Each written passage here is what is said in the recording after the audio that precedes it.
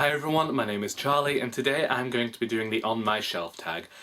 I have been seeing this tag around on a few people's channels and it just means that people get to talk about books, and since I am completely unoriginal and have no ideas about what to put into these videos, I thought it was probably best that I do that. I asked everybody I live with and then I asked two friends for the coordinates, one meaning the shelf that it was on and one meaning which book. Firstly, we have my friends Lindsay's coordinates, which were 9 and 24, correspond to this shelf over here with all of my graphic novels on. So Lindsay's coordinates brought us to Chew Volume 3 by John Layman and Rob Guillory. I don't know, and this is just desserts. I kept seeing people on YouTube and BookTube talking about this series. For my birthday I decided I'd buy them for myself because yeah, I'm reaching the age where I have to buy my own birthday presents. It's great. So I bought the first 3 volumes of Chew. It's quite a sardonic, twisted, sarcastic series that I adore, and I'm very glad that I was introduced to it. It follows this Tony Chew, a chebopathic federal agent, and he's just going around and it's really funny, and you can go and watch some other people's videos where they explain it better than I do, because I don't do blurbs because that's not my job.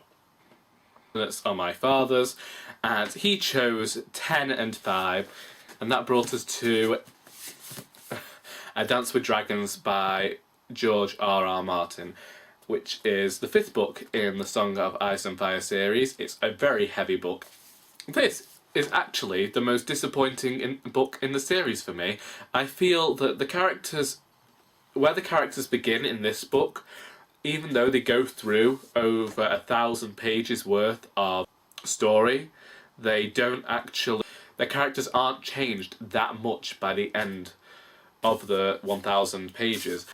I feel like George R.R. Martin required a better editor for these books, and my thinking is that because he had taken such a long time between A Feast for Crows and this book, that they were willing to publish anything.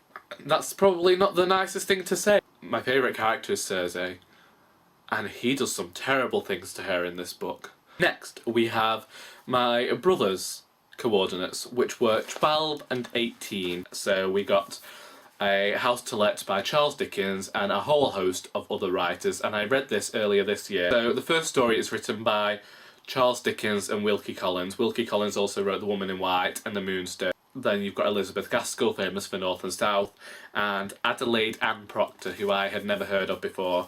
And they have created this story all about a house and the different people that have lived in this house over the years.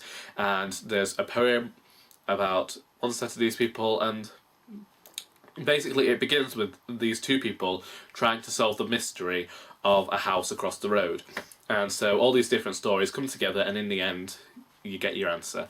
And actually, I can't remember what star rating I gave to this book. I do remember thinking it was quite interesting, and if you want to read classic authors, this might be a good place to start because it's got quite a few of them in here, and you'll be able to find out whether you want to read their longer pieces, because all the pieces in here are quite short and some of them don't actually follow, they're not cohesive, so you can just go in here and you could read Adelaide Ann Proctor's poem, or you could read Elizabeth Gaskell's story, because they don't actually connect. They're all about these people that lived in these houses. A very good starting point if you want to get into reading classics. Then we have my sister's coordinates, which were 4 and 12, which is on the other side of this bookshelf. So I swiveled it around and I got Unspoken by Sarah Rees Brennan.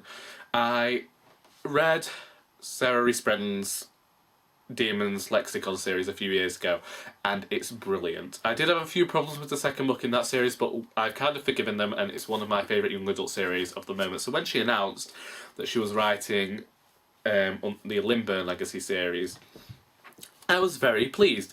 And this story follows this girl Cammy. She's lived in Story in the Vale all of her life, but she wants to be a reporter, and the Lindburns return to this manor, and there's all this stuff about, I can't remember what they call themselves. Either way, there's magic, and it's actually quite fantastic.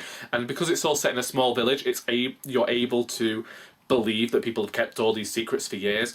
And I read one book after the other, It's that good, and it's got a Japanese English protagonist, and very funny, and because of the pace and the voice, it's very quick. And if you're a fan of Buffy the Vampire Slayer, I think that you'll definitely enjoy this, because it's just brilliant, it's fast. I mean, you'll enjoy it. I'm really looking forward to rereading this soon.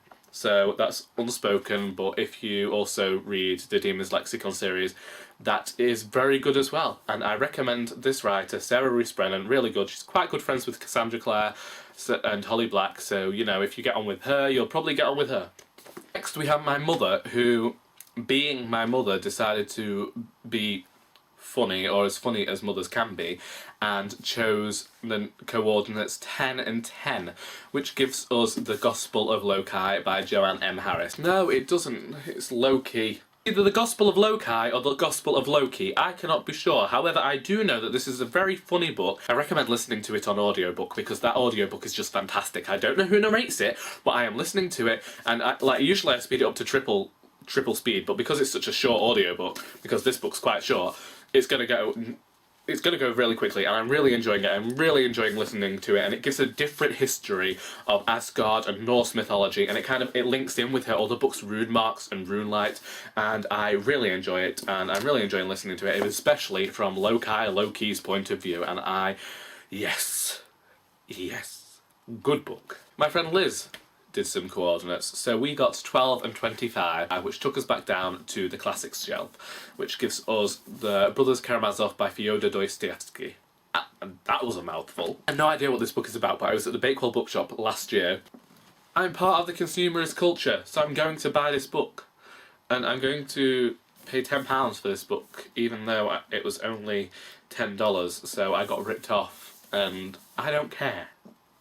I know that it says that it's quite into philosophy and asking all the big questions, and it's quite a dense book, and we know I didn't get on with Anna Karenina, so I'm not sure whether I'll get on with The Brothers Karamazov, because I'm not sure whether I like Russian literature, which is terrible journalistic thing to say. I'm planning to read this next year at some point, but I just don't know when, and I don't know if I'll get the time, but I am like this. I'm like this about this book, so you know, I'm not really sure whether I like it, but I might like it. I'm not having an opinion before I read the book. This isn't The Fisherman. This is not The Fisherman. Well, I might be a little high on caffeine. I've only had 2 cups of tea, and it's the afternoon, so what went wrong there? Christmas shopping went wrong there. There we go. I'm part of the problem. So until next time, that is all.